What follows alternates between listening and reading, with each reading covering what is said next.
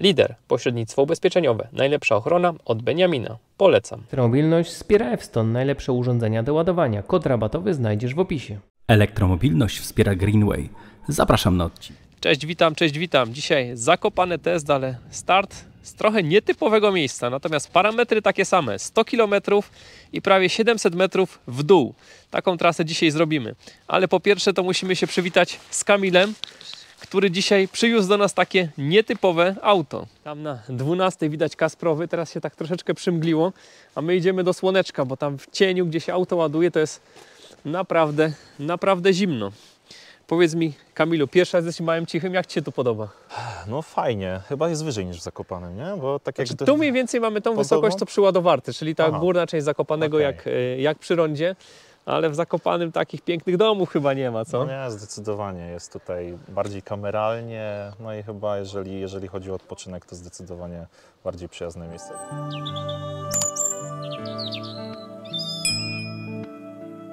A jakbyście potrzebowali się naładować, to pod tym adresem nie będzie problemu z ładowaniem, co dzisiaj właśnie testujemy i pokazujemy. Także miejsce przyjazne elektrykom, no i nie tylko, bo oczywiście wszyscy inni też są serdecznie zapraszani przez właścicieli. No i co my tu mamy? Bo to jest auto, którego w Polsce nigdy nie widziałem. Chrysler Pacifica 2018 rocznik w hybrydzie plug-in. Sam początek podziękowanie dla firmy Evston za użyczenie tej oto przejściówki do tego auta, bo auto jest z Ameryki, więc ma tutaj typ 1. Ładujemy się teraz z mocą około 5 kW. Tu jest ładowanie jednofazowe. No i wielkie podziękowania dla właścicieli domu wypoczynkowego na Polanie, małe, ciche. No i popatrzcie, jak to wygląda. 94% za 28 minut będziemy mieli w pełni naładowany pojazd. Jestem teraz z przodu, ustawiłem fotel pod siebie. Przypomnę, mam 180 cm wzrostu, idę teraz na drugi rząd siedzeń. Dotykam guziczka, drzwi zamykają się same. No i teraz co? No i teraz jak mam fotel tu ustawiony, to mam dwie pięści wolnej przestrzeni przed sobą i koło pięści wolnej przestrzeni nad głową. Jak dam fotel w drugim rzędzie na maksa do przodu, to mam dwa palce wolnej przestrzeni przed sobą. No i tutaj mamy z tyłu dwa fotele, więc tu mogę sobie środkiem przejść do trzeciego rzędu. No i zaraz będę w trzecim rzędzie. No i jak jestem w trzecim rzędzie, a fotel jest ustawiony na maksa do przodu, bo tak się mieściłem, to mam tutaj z 4 pięści wolnej przestrzeni. Daj go na maksa do tyłu. Jak fotel w drugim rzędzie jest na maksa do tyłu, to mam tutaj jeszcze 5 wolnej przestrzeni. Także to jest petarda.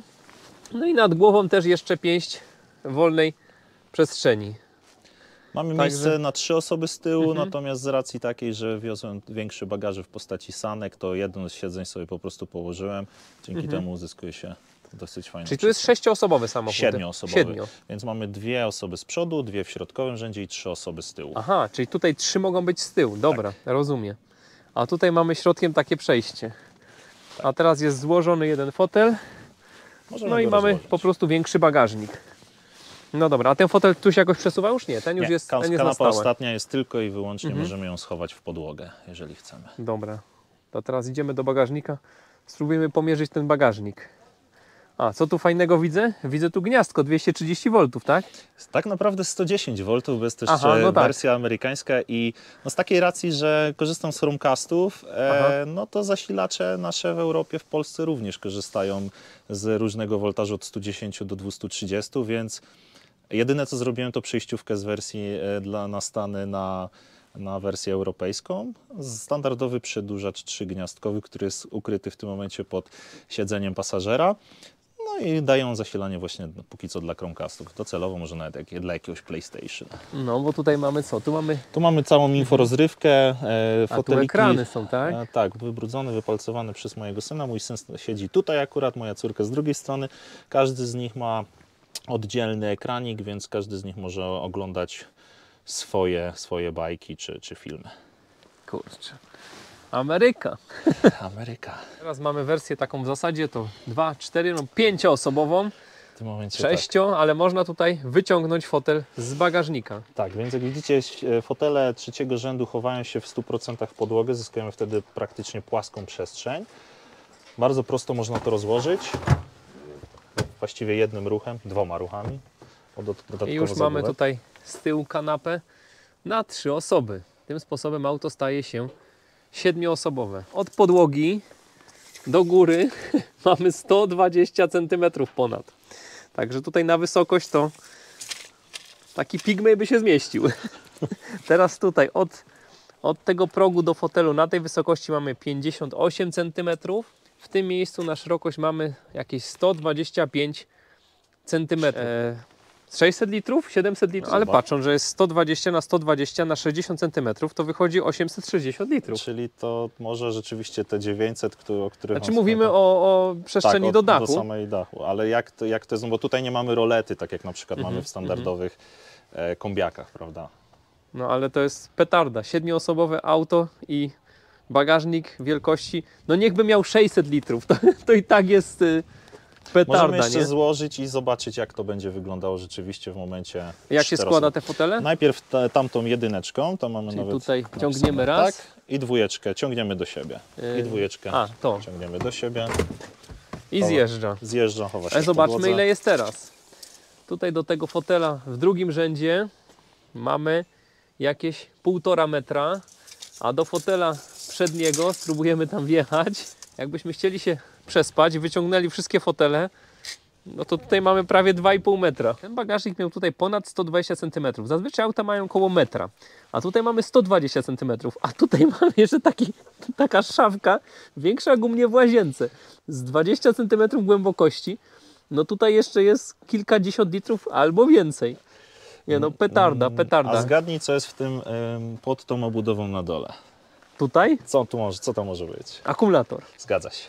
12V. Zgadza się, więc tutaj mamy akumulator 12V, dosyć nietypowe miejsce, natomiast z tego auta da się też zrobić hybrydy, ponieważ są pasjonaci, którzy ten akumulator przenoszą w inne miejsce w samochodzie. Gdzieś tam w podwoziu da się ten akumulator umieścić i da się tutaj wpakować okolice chyba 28 litrów zbiornika gazu. Czyli można tutaj zamiast z tego pawlacza i z tych półek zrobić miejsce na butlę z gazem. Zgadza. Petarda. Tutaj mamy jeszcze gniazdko 12V. No i odpalamy maszynę.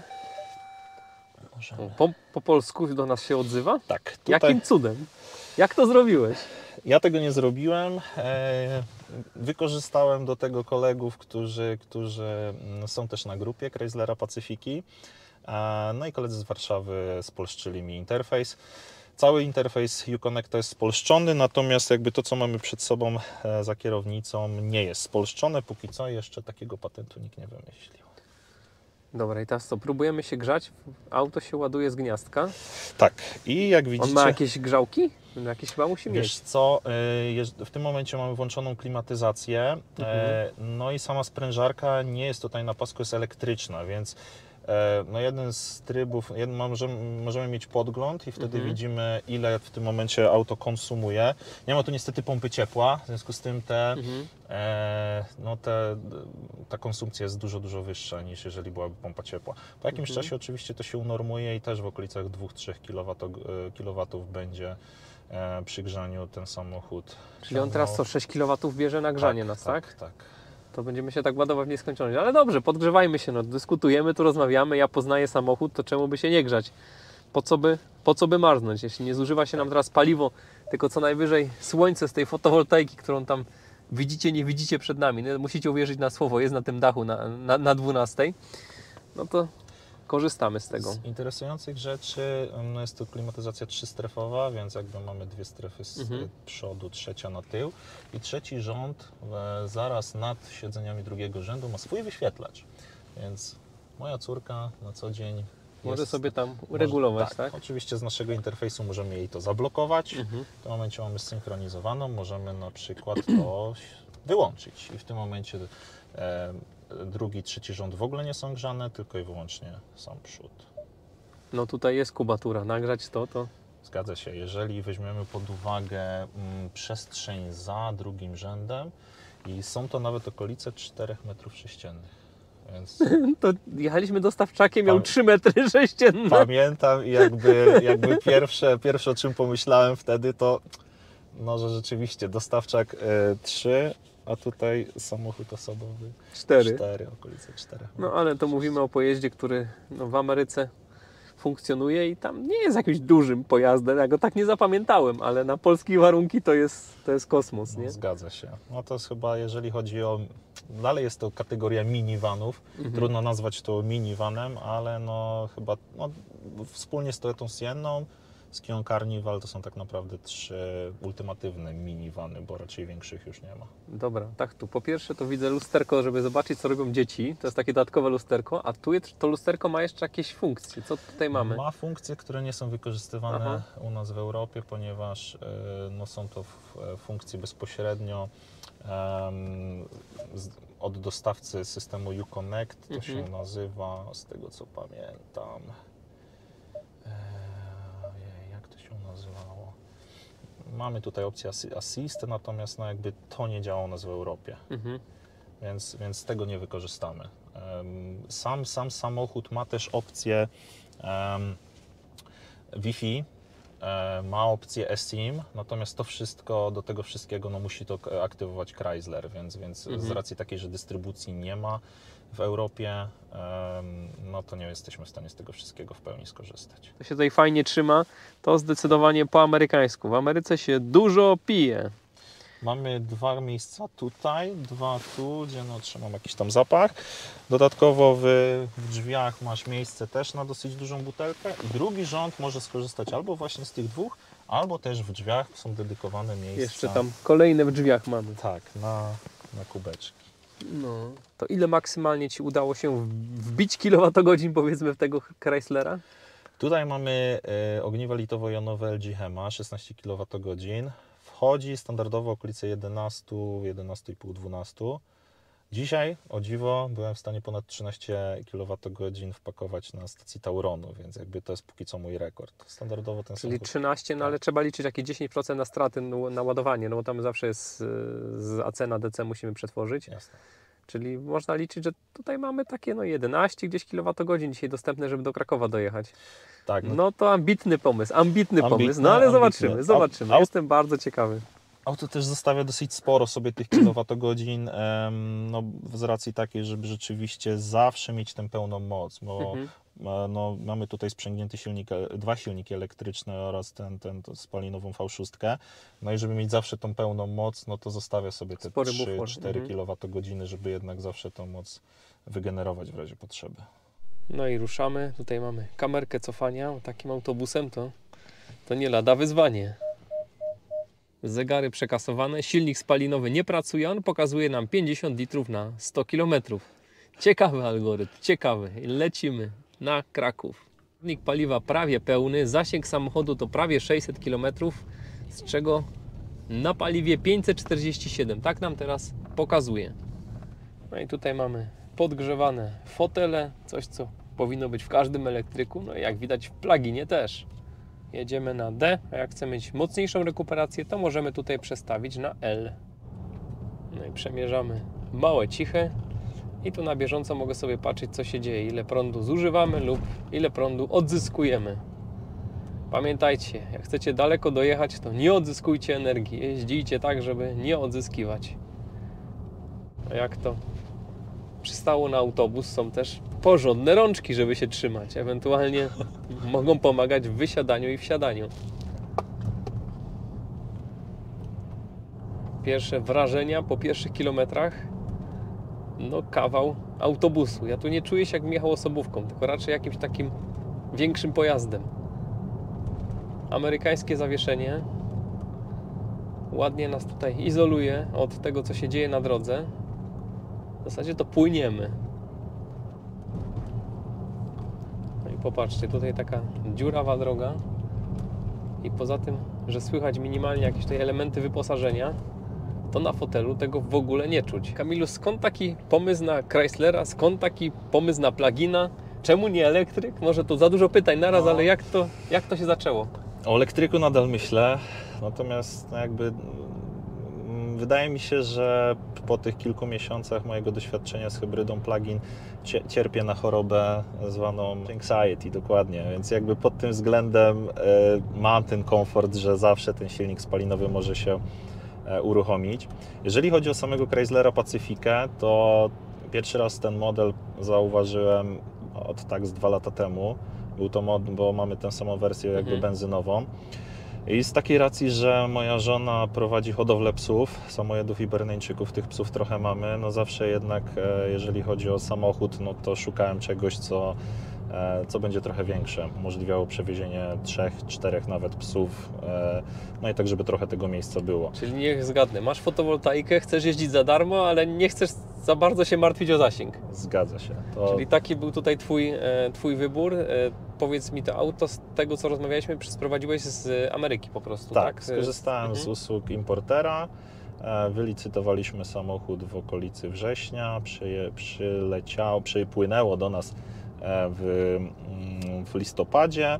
Trzeba było troszeczkę coś tam przy nim porobić, no i w grudniu już na gotowo je odebrałem. Jakie to są mniej więcej pieniądze? Który to jest rocznik? O jakich tu mówimy realiach? Tu mamy 2018 rocznik, jest to wersja limited i jeżeli chodzi o Chryslera Pacyfikę, no to jeżeli przejrzysz OLX Automoto, te ceny są bardzo różne, bo wersję benzynową możesz już mieć za niecałe 100 000 złotych. Biorąc pod uwagę wersję Limited, która często bywa nawet 2 razy droższa od wersji Touring L, no to ten model w tym wyposażeniu, no to są okolice 180, nawet 200 000 złotych. No mi się udało i to właściwie chyba bardziej też łód szczęścia, bo był to samochód od ubezpieczyciela z bardzo niedużą, jak się okazało, z niedużym problemem, ponieważ auto dostało od spodu. No jedyne co tak naprawdę musiałem przy nim zrobić, to poza przeróbką na wymagania europejskie, to szyba prawdopodobnie w transporcie gdzieś strzeliła, więc ta szyba boczna została wymieniona i zostało wymienione lusterko pasażera, ponieważ też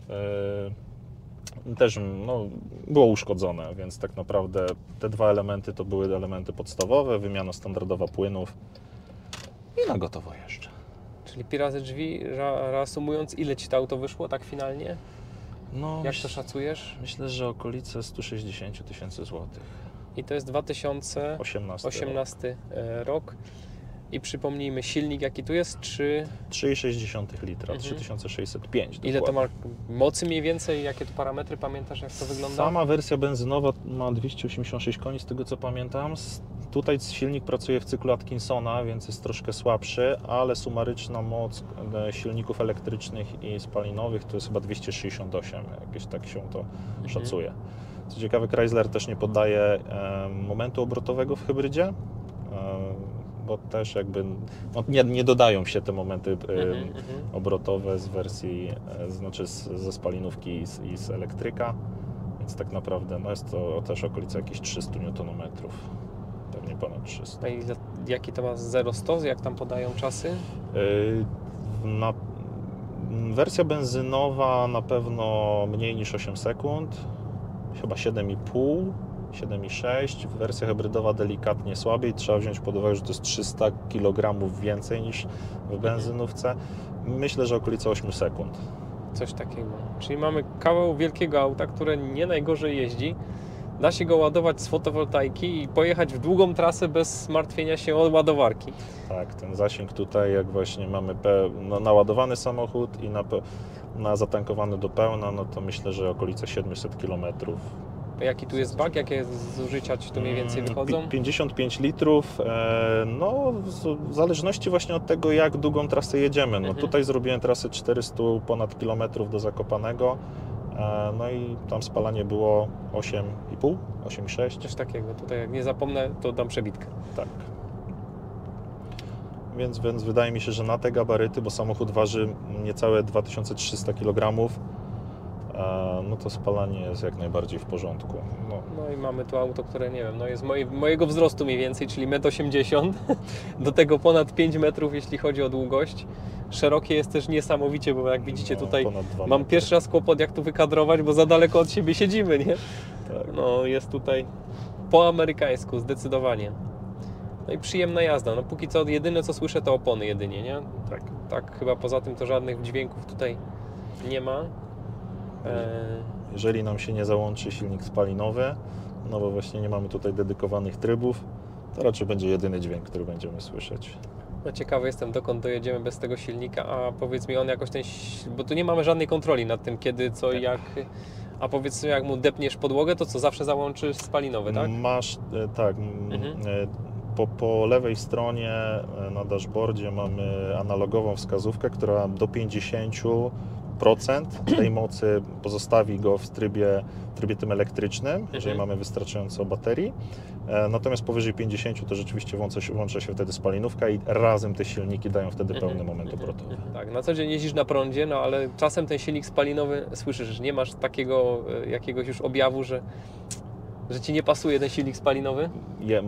Mam i to jest jakby coś, co wspominał również z Twoich filmików i to jest, widzę też wielu właścicieli hybryd plug-in ma coś takiego, że jeżdżąc na co dzień, bo jakby dojeżdżam do Łodzi do pracy, więc mam równo 47 km i nawet zimą w minusowych temperaturach byłem w stanie dojeżdżać na samym prądzie. W pracy mam ten komfort, że mam stację Elocity, więc jestem w stanie sobie pod biurem naładować samochód i wrócić też na prądzie. Więc bywały tygodnie, gdzie ten silnik spalinowy w ogóle się nie uruchamiał. No i jak się jedzie tą dłuższą trasę, zawsze te delikatne wibracje, pomimo tego, że kultura pracy tego silnika to jest V6, więc jakby 6 cylindrów, tych wibracji nie ma za dużo, ale czuć tę różnicę i chciałoby się jeździć na samym elektryku, więc Chrysler ma wypuścić teraz niedługo wersję Pacyfiki w pełni elektryczną, więc jestem jej bardzo ciekaw. No, jestem ciekawy, jak to zrobią, bo jakby dali taki duży naprawdę akumulator, no to byłby to fajny krążownik. Tak. Jest to idealne auto na długie trasy. Tutaj jest bardzo cicho. Jestem pod wrażeniem, że my sobie tu tak prawie szeptem możemy rozmawiać. Super. Tym bardziej, że na rynku jakby też nie ma takich samochodów. Mamy dosyć dużo tych dostawczaków, które też ostatnio testowałeś, ale właśnie jeżeli chodzi o większe vany osobowe, no to jest dosyć ograniczona ilość tych samochodów, więc naprawdę fajnie byłoby, gdyby Chrysler wypuścił dystrybucję na Europę, no tej wersji elektrycznej tego samochodu na pewno byłbym nią zainteresowany. Na dzień dzisiejszy, czemu też zacząłem testować hybrydy, bo uważam, że to nie jest najgorszy wybór. No jak już się przesiadłem całkiem na elektryka, to ja bym się na hybrydę plug-in nie przesiadł, ale no, Ty potrzebujesz tak wielkiego auta, że świat elektryków na dzień dzisiejszy nie jest Ci w stanie tego dać, nie? To prawda. W zasadzie. No masz może Teslę X, ale to są pieniądze już 3 razy takie, a 2 razy takie to na pewno. A tutaj myślę, że jest to optymalny wybór do potrzeb, nie? Zgadza się. Tak trzeba zawsze auto oceniać. No nie można oceniać, że to jest fajne, tamto nie fajne, a to w ogóle zły patent, a tamten dobry. Nie, Ty potrzebujesz dokładnie. takiego auta, ktoś inny potrzebuje innego auta. I oczywiście, no jeżeli ktoś jest singlem, to raczej trudno, żeby kupił sobie tego rodzaju tatowóz, bo jakby nie patrzeć, jest to już tatowóz. No ale ja przy 2 dzieci i aktualnie 15 dorosłych psach, no myślę, że wszystkich nie dałbym rady wpakować do samochodu, ale moja żona no jakby jeździ też na wystawy zagraniczne po całej Europie, no i planujemy właśnie teraz na wiosnę wpakować, myślę, że 3 psy i całą rodziną wyruszyć jakąś dłuższą trasę po Europie. No, petarda samochód. Kurczę, on mi się zawsze podobał, także tu znowu będę nieobiektywny. Ja jestem zachwycony, jak tym się fajnie jedzie. Dzisiaj już troszkę dnia za nami. Zdążyłem się zmęczyć na nartach, a teraz relaks. To jest po prostu relaks, nie? Tak, no dlatego ta trasa, z której wspominałem do Zakopanego, no pomimo tego, że silnik spalinowy się uruchamiał, to no, w drugą stronę myślę, że obyśmy teraz dojechali na elektryku, ale zobaczysz, że rzeczywiście jeżeli nie depczemy, ten silnik spalinowy załącza się tak po cichu, że niejednokrotnie, gdyby nie ten wskaźnik tutaj, to nie byłbym w stanie określić, że rzeczywiście jest on uruchomiony, więc... No jeśli ktoś potrzebuje wielkiego samochodu, a na co dzień, tak jak Ty, ma 50 km do pracy, no to popatrzcie, no to wystarczy pojechać, to jest 100 km dziennie, tak? Jakbyś pojechał tylko 300 razy w roku, to masz 30 000 kilometrów, nie? No, To można 30 000 kilometrów zrobić prawie za darmo lub za pół darmo, a jak potrzebujesz jechać trasę, no to masz spalinówkę. No, fajny wybór. A z jaką stawką się na Bo w domu no to generalnie fotowoltaika, a z jaką stawką się na Velocity ładujesz, tak z ciekawości? No, złoty 49 aktualnie. No to złoty 49, nawet jeśli byśmy tych kilowatogodzin zużywali 2 razy tyle co benzyny, no to nie jest 7 zł, nie? No średnio 11 kWh rzeczywiście ładuję, więc no wychodzą okolice 16-18 zł i przejeżdżam na tym 50 km. No więc... czyli mam jakieś 3 dychy pi razy drzwi na 100, nie? Porównanie mam z Fordem Mondeo MK4, tam mam silnik wolwowski 2,5 z turbo, zagazowany i z aktualnymi cenami gazu myślę, że ciężko byłoby mi się zmieścić, bo no, też jeżdżę tamtym samochodem dosyć długo, spalanie mam rzędu 13 litrów gazu. No i to jest też ta różnica, że Mondeo jeździłem dosyć szybko i tu się też odwołam do Twoich filmików, że jeżdżąc spalinówkami chcesz dotrzeć do celu jak najszybciej. A elektrykiem chcesz jechać jak najdłużej, tak? Żebyś wiedział. Ja nie wiem, na czym to polega. Mam tutaj naprawdę fajną inforozrywkę, mam zestaw głośników, jadę w ciszy i mogę sobie po prostu spędzić miło czas. I nawet droga w tym momencie ta do domu, bo mam część, muszę przejechać Łódź, muszę później przejechać część trasy, wychodzi mi pi razy drzwi godzina, no to przyjeżdżam zrelaksowany po pracy, czego nie doświadczałem wcześniej jeżdżąc spalinówką. Kurczę, no jakbym siebie słyszał, nie? Ale nie wiem, czemu tak trudno w to uwierzyć tym, którzy tego nie spróbowali, bo naprawdę w to ciężko uwierzyć, że jak coś się robi przyjemnie, coś jest miłe, to wcale nam się jakoś nie śpieszy, żeby to szybko zrobić. To, wiesz, grzanie fotela, podgrzewana kierownica, cisza, spokój, kultura. No. A jak jedziemy tym autem, to nie wiem. No ja mam taką teorię swoją, że gdzieś cały czas te wibracje, ten warkot, te szarpnięcia, to niby wszystko fajnie, bo są już auta nowoczesne, które to tak wygładzają, ale to cały czas istnieje z nami i to jest coś, co działa na nas na takim poziomie nieświadomym, coś, co nas gdzieś męczy w jakiś sposób i chcemy dojechać jak najszybciej, zakończyć i kierowcy spalinówek rozpoczynają wakacje, jak dojadą do celu. A ja rozpoczynam wakacje, jak wyjeżdżam z garażu. Czyli ja mam dłuższe wakacje. A w komentarzach potem czytam, że nie, to straciłeś 2 dni wakacji na jazdę. No tak to nie działa. No, nie mam elektryka, na pewno się przesiądę, to jestem pewien, ale no, naprawdę chciałbym, żeby ta infrastruktura w Polsce poprawiła się w najbliższych latach i myślę, że to pozwoli nam rzeczywiście ruszyć z elektromobilnością. No zdecydowanie powiem Ci tak, że ja jakoś taki mam chyba doła ostatnio, bo ja uważam, że jest coraz gorzej. Czemu tak mówię, że jest coraz gorzej? Bo dawniej mieliśmy mało stacji, ale pierwsze 100 000 kilometrów ja nigdy nie spotkałem zajętej ładowarki. Naprawdę. A teraz co z tego, że tych ładowarek jest na tych trasach, które ja robię 2 razy tyle, jak one są ciągle pozajmowane. No to tak nie może wyglądać, zwłaszcza, że są pojedyncze ładowarki. I dzisiaj miałeś historię, możesz tutaj pokrótce powiedzieć, jak chciałeś się naładować dzisiaj rano. Tak, wstałem o 6, no i stwierdziłem, że zanim jeszcze dzieci wstaną, zanim wyruszymy, gdzieś sobie zdążę naładować samochód, bo ładowarka pokładowa pozwala naładować ten samochód przez niecałe 2 godziny. No i sprawdziłem 3 miejsca w Zakopanem, gdzie w jednym miejscu rzeczywiście było ono zajęte przez Nissana Leafa i Forda Mustanga Mach-E, który się nie ładował, ponieważ Austriak, właściciel tego auta, nie mógł nawet zainstalować aplikacji, jak się okazało, od Tauronu. A jeszcze jednym hotelu, w którym też próbowałem dostać się do ładowarki, stały tam 2 Audi. Spalinowe oczywiście. No i takie mamy realia. No już nie abstrahując od tego, że tam, gdzie rezerwowaliście nocleg, była zaznaczona stacja ładowania pojazdów elektrycznych. Tak, i tu trzeba też na pewno uważać, bo robiłem rezerwację przez Booking. W filtrach zaznaczyłem, żeby rzeczywiście była możliwość naładowania, jako że w planach mieliśmy zrobić Zakopane test. Na miejscu okazało się, że wystąpił jakiś błąd i niestety takiej możliwości nie było. Więc nawet z Gniazdka, pomimo moich próśb, nie miałem możliwości naładowania się. Także zawsze zadzwońcie, zapytajcie się i generalnie trzeba omijać takie miejsca szerokim łukiem. kiedyś, gdy będzie więcej elektryków, nikt już się nie będzie wygłupiał i nie będzie robił może jakichś problemów z naładowaniem.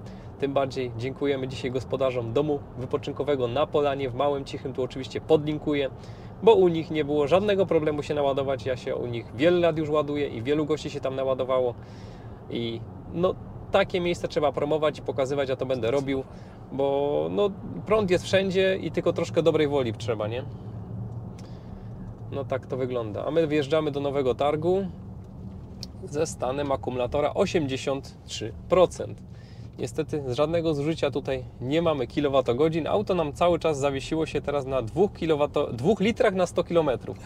Ja myślę, że w Stanach jest coś takiego jak odpowiednik zużycia paliwa i nie wiem, czy on nie ma jakiegoś algorytmu, że dla niego 2 litry to jest jakiś tam coś tam tych kilowatogodzin. Tak, z miles per gallon, MPG. I EMPG, czyli elektryczny miles per gallon. No jakieś mają takie dziwne. Jakby nawet jak weryfikacja tego spalania chwilowego, cały czas aktualne spalanie, pomimo tego, że jedziemy na silnik elektryczny, mamy 2 litry na 100 km. Nie da się zejść na zero w tym momencie.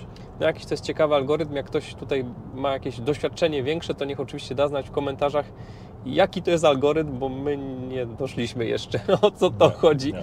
Zwłaszcza, że odpalając auto, nie odpalając silnika, od razu nam wskoczyło na chwilę nawet 50 litrów na 100 km. To już w ogóle bardzo, bardzo ciekawie. To powiedz mi, Kamilu, czym się na co dzień zajmujesz? Coś o sobie, jak możesz tutaj nam zdradzić. Myślę, że jeżeli chodzi o moje życie zawodowe, nie jest ono ekstremalnie interesujące. Pracuję w korporacji na stanowisku menedżerskim. Natomiast myślę, że ta bardziej interesująca część to jest rzeczywiście życie zawodowe mojej żony, która od ponad 12 lat prowadzi hodowlę psów rasowych. Hodowla nazywa się Sesto Senso FCI. To damy linka, bo ja nie jestem w stanie tego zapamiętać. To jest szósty zmysł po włosku. Jakby pierwotnie moja żona założyła ze swoim ojcem, czyli z moim teściem, hodowlę. Teściu kiedyś dosyć sporo pracował we Włoszech i tak sobie pięknie nazwali tę hodowlę. Jest ona rzeczywiście może nie najprostsza w zapamiętaniu.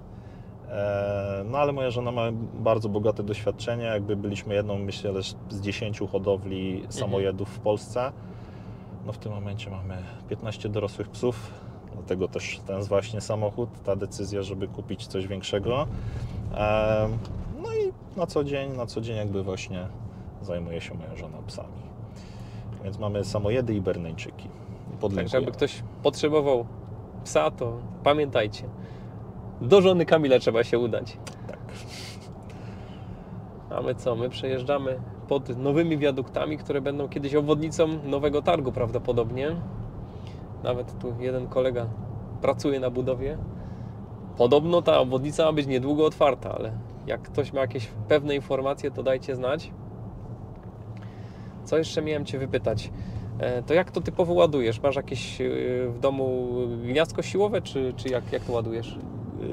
Nie. W sumie tak, tu jest nie taka duża bateria, to wystarczy zwykłe gniazdko, nie? Więc ze zwykłego gniazdka 16A, wiesz, 4 godziny się ładuje, a nie jednokrotnie, żeby nie obniżać napięcia. Niestety u mnie w okolicy te napięcia też bardzo skaczą, więc bardzo często, jeżeli przyjeżdżam, to na 8 amperach ładuję go wtedy okolice 8 godzin, więc przyjeżdżam, podłączam na noc i rano mam oczywiście baterię naładowaną. Jak potrzebuję szybciej, to przełączam na 16 amper, bo w cegle mam taką opcję. A w pracy ładuje się maksymalną mocą ładowarki 6-7 kW, więc niecałe 2 godziny i ze słupka bateria jest pełna. No fajnie, że da się to w 2 godziny naładować i fajnie, że w sumie w domu to nic nie trzeba inwestować, bo zwykłe gniazdko i tak przez noc się naładujesz, choćbyś ustawił, mówię, połowę jego możliwości, no bo gniazdka takie lepsze mają 16 amperów, a to wystarczy Ci 8, żeby na rano było auto pełne. No i popatrzcie, niby mały zasięg, a można zrobić 30 000 rocznie na samym prądzie, nie? Jak fajne konstrukcje, jak fajne auta już dzisiaj są. Jak macie jakieś takie ciekawe auta, to oczywiście zgłaszajcie się na Zakopane Test. Ja myślę, że to będzie jakiś rozwój dla kanału, gdy takie ciekawe pluginy też się zaczną pojawiać. Jakoś do spalinówek mnie tutaj nikt nie przekona, ale pluginy to uważam, że mają swoje miejsce na dzień dzisiejszy na pewno na naszych drogach. To jest dla niektórych osób zdecydowanie najlepszy wybór, czego myślę Kamil jest dzisiaj najlepszym przykładem. Sam napisałem Ci komentarz pod filmikiem z Nissanem Qashqai'em, tym bardzo interesującym napędem, jakby porównując go ze swoją Pacyfiką. Zaprosiłeś mnie na Zakopane test. No i tak się zaczęło.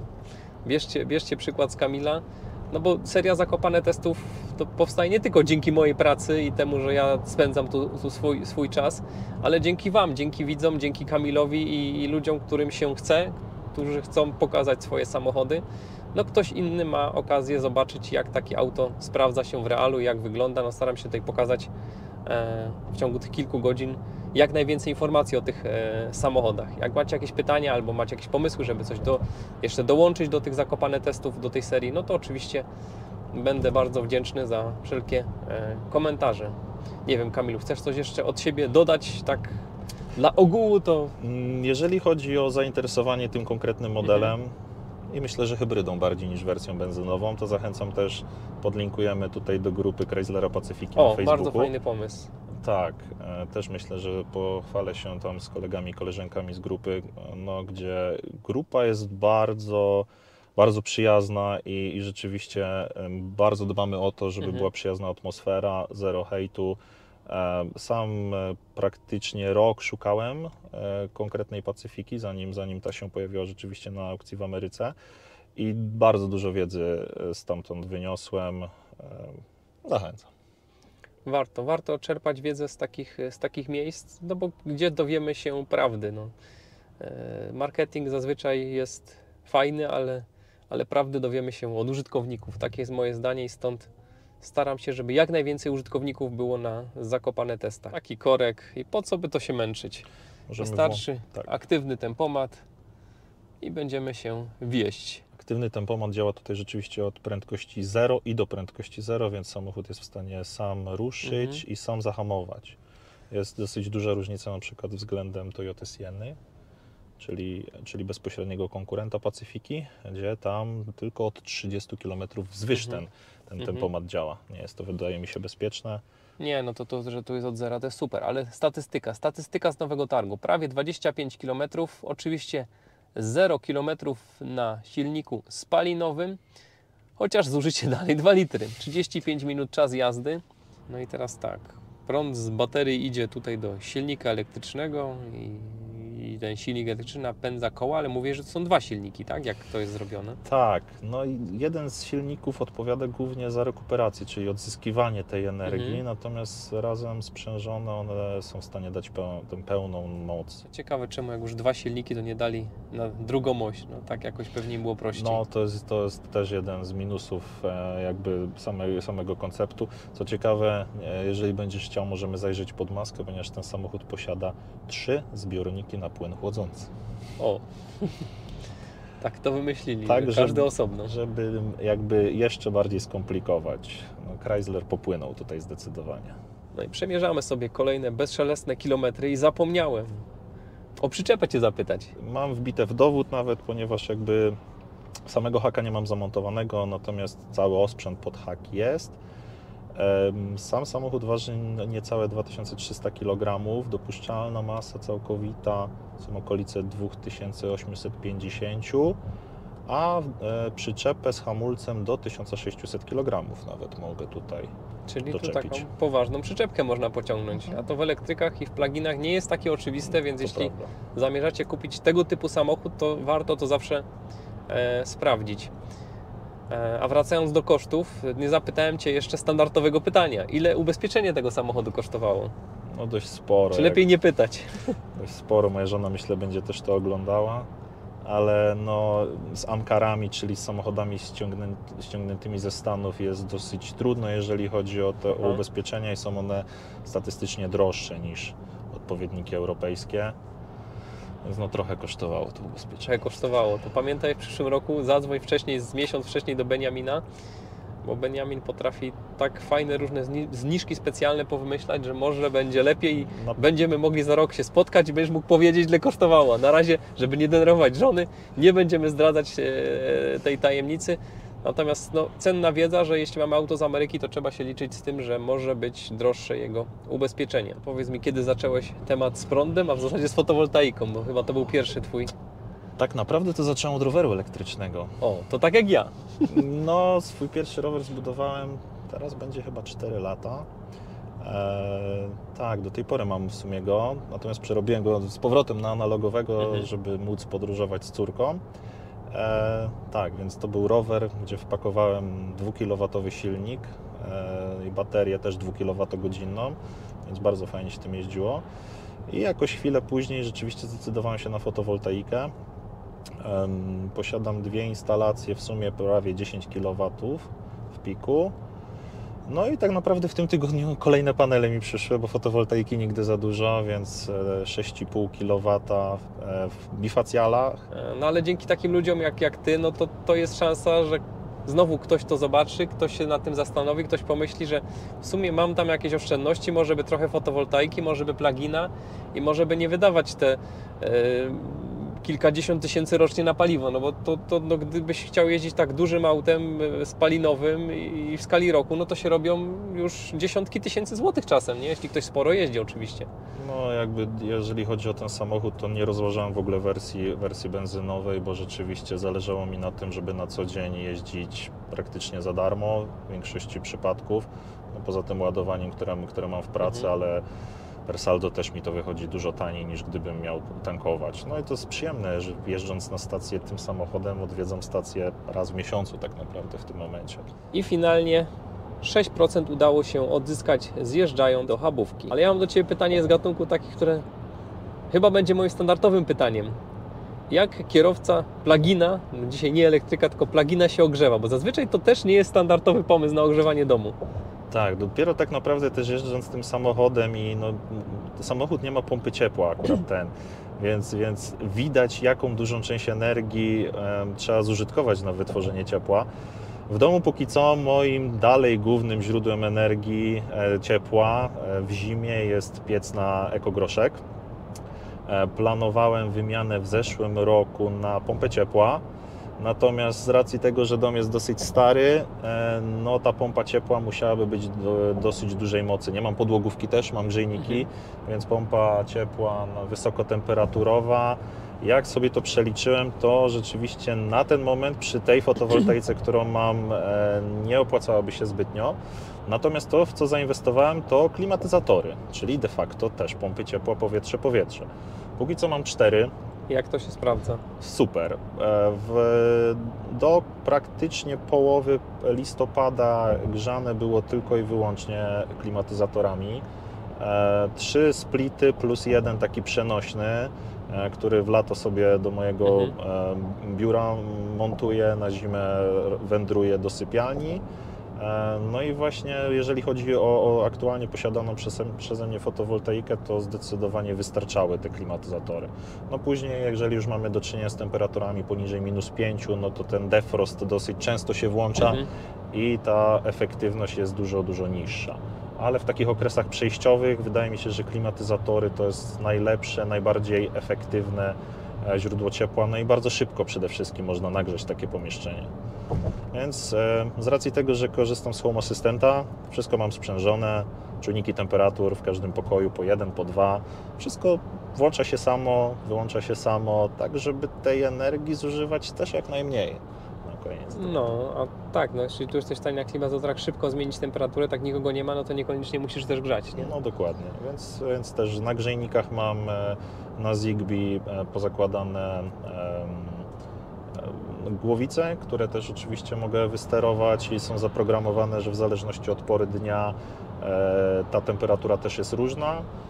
No i teraz mają tryb wakacji, więc w domu jest w tym momencie, jak sprawdzałem przed wyjazdem, około 19 stopni, co absolutnie wystarczy. No i ponad 70 km czysto na prądzie. I ostatnie 2%. Emocje sięgają zenitu. A my jesteśmy już w Myślenicach, także Zakopane test do Myślenic na prądzie uznaję za zaliczony. A czy uda się do Krakowa? No na 1% na pewno nie.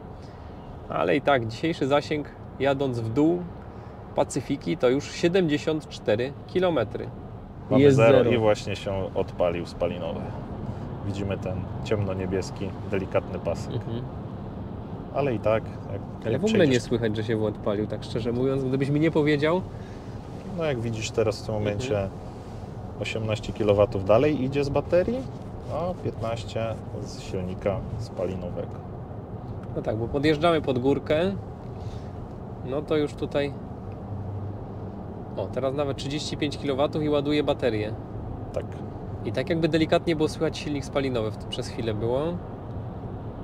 Tak, mamy tutaj skrzynię ECVT, czyli skrzynię bezstopniową, więc właściwie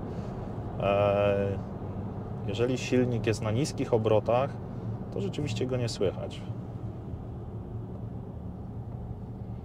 Natomiast teraz silnik będzie odpalony, bo będzie sobie grzał płyn chłodzący ponad 50 stopni. No dobra. Natomiast dalej pozostaje komfort tej płynnej jazdy, czyli dalej no w tym momencie jeszcze mamy dominującym silnikiem będzie silnik elektryczny, zresztą na dashboardzie jest to dalej widoczne, że ten pasek z silnika elektrycznego jest dalej wyższy niż spalinowy. No i spalinowy w tym momencie bardziej będzie podgrzewał płyn chłodzący niż właściwie napędzał nam samochód. Grzał do 46 w tym momencie. No i silnik spalinowy zgasł. I znowu jedziemy na prądzie. Szczerze mówiąc, gdybym nie wiedział, gdybyś mi nie powiedział, to nawet bym pewnie się nie zorientował, że mieliśmy silnik spalinowy włączony. I teraz spalinówka. Tak, teraz ją usłyszałem, ale to naprawdę bardzo słabo słychać.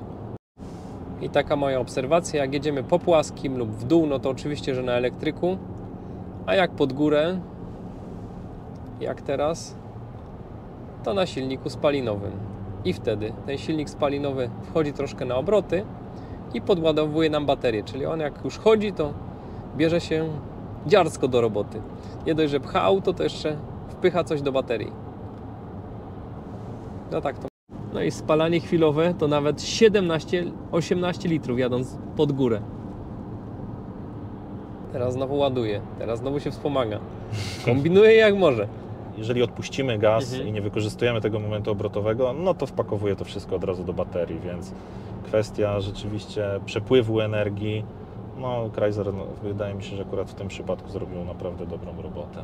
A z mojego punktu widzenia najfajniejsze jest to, że tutaj pomimo tego, że tutaj coś się dzieje, gdzieś ten silnik tam przez chwilę było słychać, nie słychać, ten silnik elektryczny coś tam robił, nie robił, my tu jedziemy aksamitnie, płynnie, jakbyśmy jechali normalnym elektrykiem. Nie ma żadnych, absolutnie żadnych szarpnięć, jakichś tutaj żadnych efektów takich, że tak. Coś się dzieje. Bardzo mi to auto przypomina w tym momencie tego Qashqai'a i Powera. Tam w zasadzie też auto jechało całkiem jakby było zwykłym elektrykiem. Silnik spalinowy tylko było czuć właśnie na podjazdach. Teraz mamy tylko elektryczny i to przejście jest rzeczywiście niewyczuwalne. No, a teraz to już w ogóle będziemy odzyskiwać, bo już zjeżdżamy do Krakowa w dół. No i Google nam pokazuje, że mamy 97 km do Małego Cichego, gdzie startowaliśmy, a samochód 96, także troszkę tutaj za mały dystans pokazuje. Czas jazdy godziny 45, 88 km na prądzie i 7,4 km na benzynie. Tak to wygląda. A my zaraz się podłączymy na Greenwayu i idziemy coś zjeść. I rozpędza się. Aktualnie rozpędziło się do 7,5 kW. I co nam tu pokazuje auto? Pokazuje nam, że za 2 godzinki będziemy naładowani do pełna. My oczywiście aż tyle nie będziemy tutaj. No zobaczymy, ile nam zejdzie, żeby sobie coś zjeść, przegadać i no i będziemy wracać. Jest tak przeraźliwie zimno, a nam zeszło tutaj w KFC 51 minut. W tym czasie doładowaliśmy 6,2 kWh, aktualnie moc to 7,3 kW. Kończymy to ładowanie. No i piszę, żeby nacisnąć hamulec i nacisnąć start, no to tak zrobimy. Tak to się odpala. I nic, i cisza. O, od razu się odpala fotel podgrzewany, bardzo mnie to cieszy. Pokazuje nam, że mamy 55% w akumulatorze, więc krótki przystanek, coś tu zjedliśmy i ponad pół akumulatora. No tak to się prezentuje. I co, teraz ja chcę mieć tu ciepło, jest to jakiś tryb taki auto, jak to działa? A jest auto. Auto jest tutaj. Auto jest tutaj, ja lubię ciepło, bardzo ciepło, dam sobie nawet 21. Silnik się dalej nie odpalił. Na pewno to, za co warto podziękować Chryslerowi, to pozostawienie przycisków. Tak, to jest bajeczka. Możemy z ekranu, a możemy z przycisków. A tutaj sobie jeszcze wybieramy, gdzie ma nam wiać, albo po prostu auto, nie? No i dobrze, no i mamy auto 21 i skasowany tryb B. pokazuje nam teraz 3,6 litra, 4 litry. Drastycznie rośnie zużycie paliwa, pomimo że silnik nie chodzi. To jest naprawdę petarda. Co autor miał na myśli? I tutaj jeszcze widzimy, że jakieś 7 kW teraz pobieramy z akumulatora, z czego 5 kW idzie na ogrzanie, na grzałki. 2 stopnie na zewnątrz, 17:30, ruszamy. I fajna, ciepła, podgrzewana kierownica, a tu taki zimny pasek metalowy. Tutaj Kamil podpowiada, że w polifcie już nie ma paska. Bardzo dobrze zrobili. No, zdecydowanie. Przed momentem byliśmy w Redzawce przy Circle K. 8,4 litra nam pokazuje. No i dojeżdżamy pomalutku do Poronina. Tutaj jakaś akcja, coś się podziała, jakaś straż stoi. Spróbujemy Wam coś tu nagrać.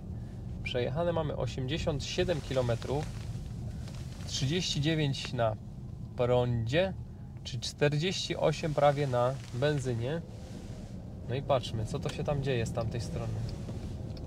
Tam z drugiej strony chyba pokazują, żeby jechać, zatrzymali ruch.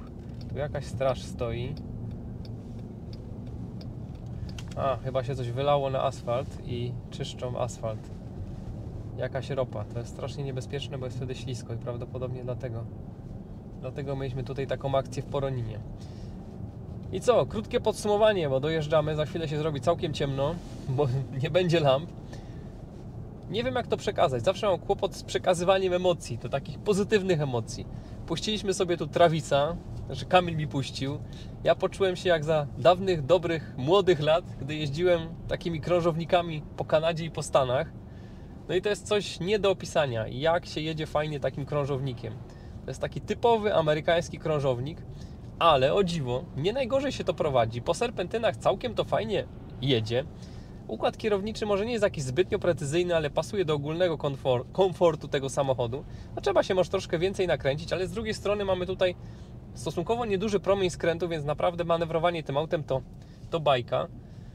To jest auto takie, które uspokaja, w którym się odpoczywa, w którym się człowiek nigdzie nie śpieszy. Aktywny tempomat działa rewelacyjnie. Ja tu nic nie muszę robić. Teraz auto się zatrzymało, samo ruszyło. Dla mnie bajka samochód. Naprawdę, gdyby nie to, że kiedyś poszedłem w elektromobilność, to dzisiaj bym poszedł w plug-ina w gazie. No, to jest na mój gust dzisiaj najlepszy wybór. Pewnie znowu tutaj dostanę po głowie w komentarzach, że jak to można mieć coś innego niż elektryka. Inni znowu, jak to można mieć coś innego niż spalinówka. Ja uważam, że można i przy pewnych tutaj założeniach, jak ktoś ma specyficzne potrzeby, to jeszcze powiem więcej, że to będzie najlepszy wybór, jakiego można dokonać. No świetny samochód, świetny wybór, Kamil, gratuluję Ci tego samochodu i to będzie jeden z takich Zakopane testów, które będę bardzo długo pamiętał tak pozytywnie, bo naprawdę no samochodzik zrobił na mnie bardzo dobre wrażenie. Jedziemy, dopóki nie jest pod górkę, dopóki nie ciśniemy, jedziemy sobie jak elektrykiem, czyli bezszelestnie, bezgłośnie, płynnie.